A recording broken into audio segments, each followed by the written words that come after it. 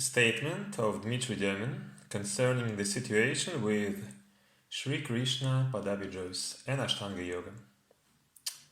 In this video I want to share my view on situation unfolding around yogic tradition of Ashtanga Vinyasa Yoga, generally called simply Ashtanga Yoga in general, and its creator, Sri Krishna Padabi Jois in particular. Situation constitutes a social campaign being developed during last 1 or 2 years, now especially in North America. In the course of this campaign, Padabi Jois was blamed of sexual abuse by several members of American Yoga Society, which later was supported around the globe. Now, it is unfolding in the direction of increasing defamation of Padabi Jois' name. Teachers and students who take part in this campaign put off his portraits in their yoga halls and wish to reinvent Ashtanga Yoga without Padabi Jois. Who am I? My name is Dmitry Demin, I'm from Russia. I've been practicing yoga uninterruptedly since 2002 and teaching since 2005. As a part of my teacher's activities, I've been a teacher in teachers training programs since 2008. I do not belong to Ashtanga Yoga tradition and I do not practice this method. I do not regard Padabi Jois as my teacher or guru. Even more, some parts of this tradition do not suit me quite well. Nevertheless, comparing these little things with those disgusting attempts to stigmatize the founder of the method and method itself, all these differences become of very little importance to me. Accordingly, I am free from possible restrictions due to my affiliation with this method in this statement. I am not trying to please someone and I'm not afraid to be misunderstood. I, therefore, express my personal point of view based on facts, personal experience and my conscience. 5 reasons to express my point of view are as follows. A. There are attempts to stigmatize a teacher of yoga in this campaign, to attribute to him intentions and actions related to sexual abuse. I do not compare the worth and actual scale of personalities, but I also teach yoga asanas as a part of my job, so I cannot stand aside making a face as though it does concern Ashtanga Yoga practitioners and teachers only. B. My own style of practice and teaching of yoga asanas is based in sufficient degree on principles forming a physical basis of Ashtanga Yoga. So, quite indirectly, I nevertheless is connected to the method and Padabi Jois himself inside the general field of yoga. C. In one part of my yoga teacher activities, I teach corrections and adjustments in yoga asanas. Main allegations being raised against Padabi Jois are based on so-called evidence and photo pictures of Padabi Jois adjusting his female students, allegedly in incorrect manner, disrespectfully, and misusing his powers. In so doing, the statute of limitations could be 20 years or more. Therefore, all of this concerns me even more because if I let myself think that these kind of campaigns are normal, then I have to admit that until my death, and my relatives even after that, I should be living with understanding that any day I could be accused of anything based only on the picture with me adjusting someone. D. I have utterly serious attitude towards the notion of guru, teacher, in yoga. Even if I do not personally regard someone as my guru or a person with qualities to call himself the higher teacher, Paramaguru, I still be utterly respectful to the rights of other human beings to regard someone as a guru. The situations of defamation of the teacher of my colleagues definitely concerns me also. This campaign at its core has significantly deeper social roots, causes and effects. It concerns not only yoga society, it touches social and psychological aspects that show up not only and not quite in the field of yoga. This tendency to accuse without real proof, tendency that tries to imitate a verdict of the court, thanks to info promotion by the press and social networks, shows up everywhere in the modern world, from the level of an individual to the global politics. The main contents. The situation in short. Sri Krishna Padabi Jois has been developing his method of Ashtanga Yoga during last several decades. His method has become one of the most popular ways of yoga practice in the West. It has begun from one room that had a capacity for 12 students only. Now it is in fact a huge market with a budget of millions of dollars.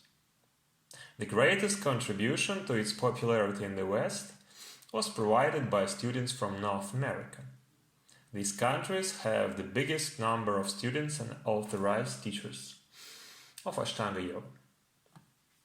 Padabi Jois has left this world in 2009, leaving behind him tradition, history, and relatives who should have taken the responsibility for upholding their tradition. Sadly, it should be said that certain disagreements inside the family have put down the fundament for the possibility to rock this boat from outside. Two schools appeared, one under guidance of Patabi Jois's daughter, Saraswati, and another under his grandson, Sharat. The house that was divided from inside is more vulnerable to outside attacks. And I suppose that this constituted an important factor that originally supported the idea of this campaign against Patabi Jois and Ashtanga Yoga, though it's only my personal supposition. A man called Matthew Ramsky, journalist, have found a woman named Karen Rain during his work on a book about abuse in yoga. She's been practicing Ashtanga Yoga since 1989 up to 2001, and then she quit. She was the person who made the first big statement and informed that during several years of her study in Mysore with Patabi Jois, she had been sexually abused almost on a daily basis. In the article of hers were shown 2 photo pictures of Patabi Jois ingesting her. And from the very beginning of this article, a special presuppositional suggestion was made, named Content Warning. It went like this. This post contains photographs of sexual assault published with consent from the victim. In this article, she accuses Patabi Jois of sexual abuse against her. The most painful kind of abuse for her was when Patabi Jois, according of course to her words, used to rub his genitals against hers. It was stated as evident in the article based on the image given by photo pictures. This of course cannot be true, as pictures cannot show the actual movement. Later, on a wave and general social background, which is quite well known right now to modern Western society, Me Too, accusations against Harvey Weinstein, Kevin Spacey, and not only this, other so-called victims of abuse started to join to this campaign. A toolkit of those who accuse Pataphy Jois and the weaknesses of it are as follows. We can see that a certain female society has been formed, consisting of women who used to practice Ashtanga yoga and who allegedly happened to be sexually abused by Pataphy Jois at some time during their practice. In the published materials of campaign's leaders, we can read, for instance, that everybody whom I contacted proved that it happened to them as well. These definitely are just pure allegations based on words and are unverifiable. We can see that some events that took place 10 or 20 years ago are used as arguments against Pataphy Jois, and it is not possible to prove or deny them. A mere assumption that these kind of statements could be taken for granted as unquestionable truth in its core is contradictory to the basic rules of law about the presumption of innocence or the statute of limitations. Agreement, inner or outer, with such a discourse means that an individual should prepare himself to be accused of something that he did to someone else, and what now is perceived by that second person as a negative act, maybe even only in imagination. If the society is guided by such rules, then we must state that this society is much closer to the rules of mob justice, of lynching, than to modern rules of law. They try to back up these allegations with photo pictures. But on these pictures, any person who used to practice yoga for some time, especially yoga teachers, could see only different options of adjustments and asanas. It is impossible to prove that one person was rubbing or massaging or groping another person. But we see that Pataphy Jois is accused exactly in these kind of actions based on pictures. Even more, in her video interview, Karen Rain, without any ambiguity, explicitly states that sexual abuse is about power and not about sex. Wow. So, two more things become evident. First one, she uses words sexual abuse, but she means the abuse of power, of authority. It leads to definite confusion and it blurs the real meaning of words so much as she is contradictory to herself, naming one thing with words that mean just something else. And second, the word abuse itself also has an uncertain meaning, too broad and with blurred borders of meaning and use. For example, we can regard as an abuse a simple situation like this. Say, 10 years ago, some man told one woman in the public transport, "Come on, woman, move on, let me go," and passed her by, but with contact between their bodies. If now this woman decides to regard these words and actions happened 10 years ago as an assault, as an improper use of power against her, she could accuse him of sexual abuse. But if the real meaning of a very serious term is so blurred, then we must regard any statements made during these kind of campaigns with huge additional caution. Also, it is obvious that not a single so-called victim was in a situation she was not able to quit, when she was obliged against her will to remain in one place or one room with so-called abuser. A human being is free, and the world is huge.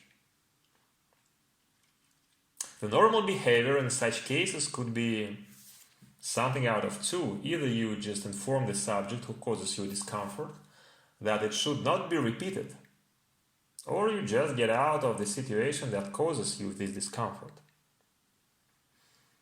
It is important to understand that the relations between Patapi Jois and his female students should not and cannot be regarded the same way we can think of domestic inside the family or working relations. In this case, there are no objective factors that could hinder so-called victims to leave the field of abuse. Sadly, they react to such comments in a very immature way, saying that they were trapped because loved Ashtanga yoga so much, trapped by the idea or image of guru inside their minds, and finally coming to simple words that the trip to Mysore was difficult and expensive, so it was hard to interrupt it. This is just slightest. It was impossible to make up an environment in which so-called victims were not able to quit if they really felt something serious, neither in Mysore nor during Patapi Jois's trips to other countries. Again, this is not a family. For example, not a really closed system with difficult connections between members on different levels, which really could hinder a real victim to get out of family abuse, which really could happen and is disgusting. Even more, a very interesting kind of shapeshifter, the changeling, is used in rhetoric with these women. They say during discussions, regardless of my ability to get out of that situation, what he did to me was an abuse. And the power of the victim to stop it or discern that it is abuse is controlled and manipulated physically, emotionally, psychologically, or spiritually by the abuser. So we can see that they use a word with a very blurred meaning to prove that it was impossible to get out of this situation. It is also backed up by the way these articles are written. In the very beginning of the text, we'll be informed that we are going to read about abuse, that we are about to see pictures of abuse. These are pure manipulations and brainwashing ways of providing an information. It shows by itself that there is no actual truth in words and minds of these people. There are goals of this campaign, and seemingly it is about some kind of healing of those who participate in it.